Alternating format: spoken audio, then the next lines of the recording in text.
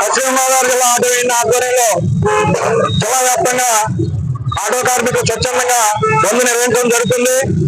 దీనికి ప్రధానమైన కారణం రేపు ఆగస్టు 15 నుంచి ఆర్టీసీలో మహిళలకు ఉచిత ప్రయాణం కల్పిస్తూ రాష్ట్ర ప్రభుత్వం స్కీమ్ ని ప్రవేశపెడుతుంది. దీనికి వ్యతిరేకంగా రాష్ట్ర వ్యాప్తంగా ఆటో డ్రైవర్లందరూ కూడా ఈ రోజు ఆందోళన చేస్తున్నారు. దీనికి ప్రధాన కారణం ఏంటంటే ఏ ఆటో యూనియన్ కానీ ఏ ఆటో యొక్క సంఘాలను కానీ రాష్ట్ర ప్రభుత్వం కనీసం సంప్రదించకుండా ఏకపక్షంగా ఈ రోజు ఉచిత బస్సుని తీసుకొస్తుంది. దీనికి మేమంతా కూడా చాలా ఆందోళనగా ఉన్నాం. ఎందుకంటే రాష్ట్ర వ్యాప్తంగా సుమారు 6 లక్షల మంది ఆటో డ్రైవర్లు ఈ రంగం మీద ఆధారపడి ఉన్నారు.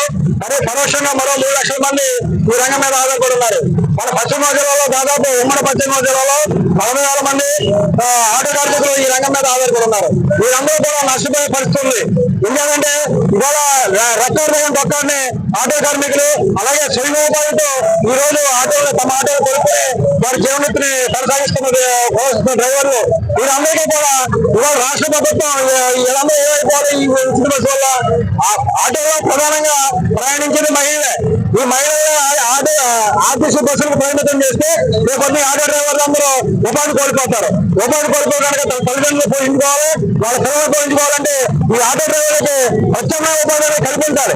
ఈ ప్రత్యామ్నాయ ఉపాధి కల్పించకుండా అలాగే ప్రతి ఆటో మీద దాదాపు 2 లక్షల వరకు ఫైనాన్స్ కూడా ఉంది. ఈ ఫైనాన్స్ కట్టాలంటే ఇవాళ పనికి ఎలా కట్టాలి వాయిదాలు అనేది ప్రతి ఆటో డ్రైవర్ ప్రశ్నిస్తున్నారు. ఇవన్నీ కూడా ప్రభుత్వం దృష్టిలో పెట్టుకుని ఆటో చర్చలు జరిపి ఆటో డ్రైవర్కి ఏదైతే నష్టం జరుగుతుందో ఈ నష్టాలంతా కూడా ప్రభుత్వం మాకు నష్టపరిహారం చెల్లించాలి. అలాగే ఏదైతే ఆటో డ్రైవర్లు ఉన్నారో వాళ్ళు ఉపాధి కోల్పోతున్నారో వారందరూ కూడా ప్రత్యామ్నాయ ఉపాధి కల్పించాలి. ఎందుకంటే గతంలో ప్రభుత్వం 97-90లో PMRY, CMPO పథకాల ద్వారా ఎంతో మందికి ఆటో ఇచ్చారు. వారందరూ కూడా దాదాపు 25 సంవత్సరాల నుంచి ఆటోలు నమ్ముకున్నారు.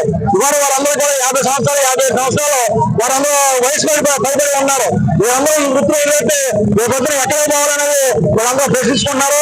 దయచేసి ప్రభుత్వం మేము ప్రభుత్వ నిర్ణయానికి వ్యతిరేకం కాదు. మాకు ఏదైనా సహకరించాలి, మాకు నష్టం జరిగేదానికి నష్టం ఇవ్వాలి, అలాగే నష్టపరిహారం ఇవ్వాలి. అదేవిధంగా మాకు ఏదైతే ఉపాధి కోల్పోతున్నారో వారందరూ కూడా ఉపాధి కల్పించాలని చెప్పి కోరుకుంటూ భీమవరం ఆటో యూనియన్ పశ్చిమ జిల్లా ఇవాళ బంధు దాదాపు జిల్లాలో ఉన్న 150 యూనియన్లు ఇవాళ బంధులో పాల్గొన్నాయి. వారందరూ కూడా స్వచ్ఛందంగా ఆటోలు ఇంటికాడ పెట్టి ఇవాళ రోడ్ల మీద నిరసన తెలియజేస్తూ